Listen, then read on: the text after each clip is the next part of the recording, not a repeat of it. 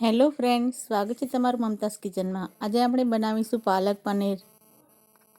પાલકને બરાબર ધોઈ અને સાફ કરી કટ કરી લઈશું, તેને બાફી અને તેને મિક્સરમાં ક્રશ કરી લઈશું। ટમાટરને પણ એ જ રીતે આપણે સાફ કરી અને કટ કરી અને તેને પણ આપણે મિક્સરમાં ક્રશ કરી લઈશું।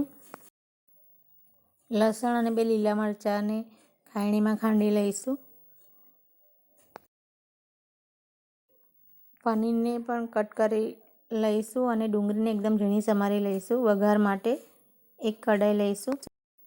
એક કઢાઈમાં 3 ચમચા તેલ એડ કરીશું, રાઈ નાખીશું, ડુંગળી નાખીશું, લસણ મરચાંની પેસ્ટ એડ કરી બરાબર લાલ થવા દઈશું। પછી ટમાટરની પ્યુરી એડ કરીશું, હળદર, મરચું, ધાણા જીરું પાવડર, મીઠું એડ કરી આપણે બરાબર થવા દઈશું થોડીવાર। પછી આપણે પાલકની પ્યુરી એડ કરીશું, પનીર મસાલો લઈશું, તેમાં થોડું દૂધ એડ કરી તેની ગ્રેવી બનાવીશું અને તેને પણ આપણે એડ કરીશું।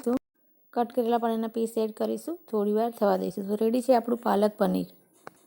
તમને આ રેસીપી ગમી હોય તો તેને લાઇક કરજો, મારી ચેનલને સબસ્ક્રાઈબ કરજો। Thank you for watching.